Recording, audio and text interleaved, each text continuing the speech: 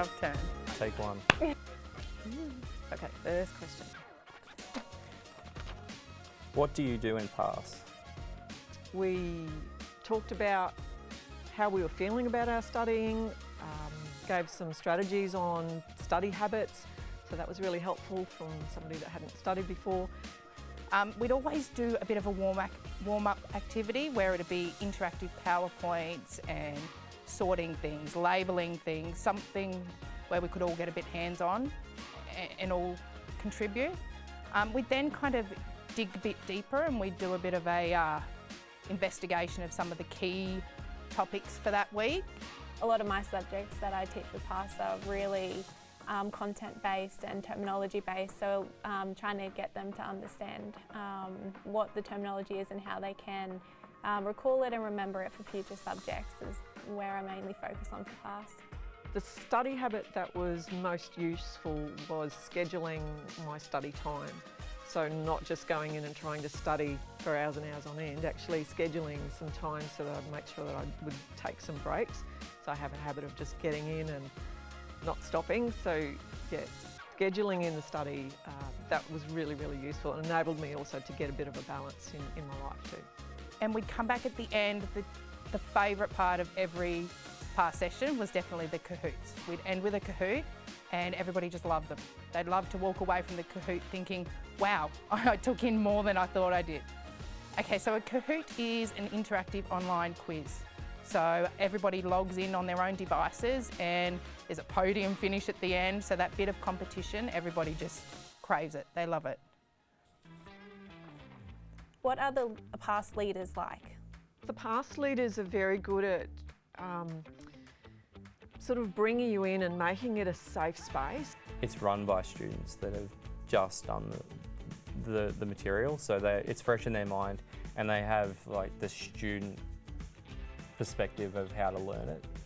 They're just one of us. They've been there, they've done it before, they know how we're feeling, and so that you can really connect with them on that level. You've got your lecturers and your teachers that know everything back to front, and they might not have the same sort of perspective of someone learning it, but from someone who's just done the course, they know how hard some of the concepts are and where people get stuck. Is PASS different from a tutorial?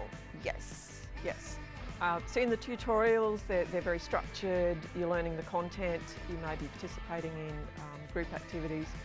With PASS, from my perspective as a PASS participant, I really had some input into how the sessions would go. So from the week to week, we'd say, okay, can we do this next week? So we really had a say on what that was going to look like.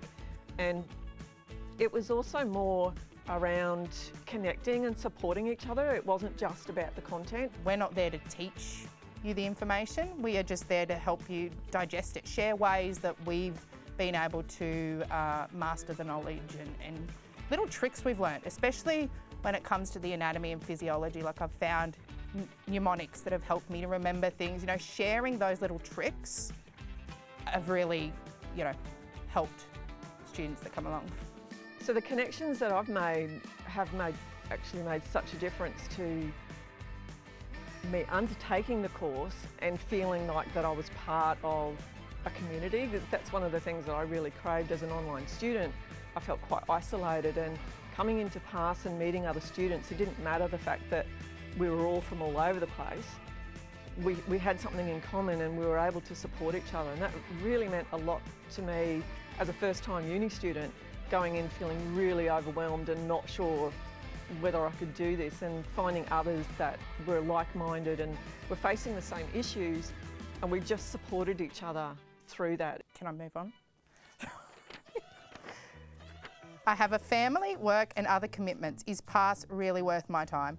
So I found PASS was the most beneficial use of my time when I was doing, especially the anatomy and physiology class. I found that doing the activities, when you've got a course that's really content heavy, to have activities that you can actually practice the information you've learnt throughout the past week is a great way to not only cement the knowledge, but kind of reaffirm that what you're doing is sinking in, because otherwise you can get to the end of the week and think, I didn't take any of that in. There was too much.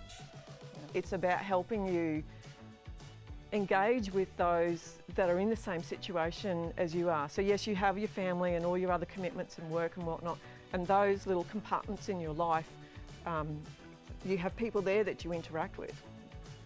The PASS sessions allow you to interact with others that are doing uni at the same time. So you can talk to your family about what's going on, but they don't quite get it because they're not doing what you're doing. Whereas when you're in PASS, you're with students that are doing the same thing that you are. So it's that like-minded, that support again, it's so important.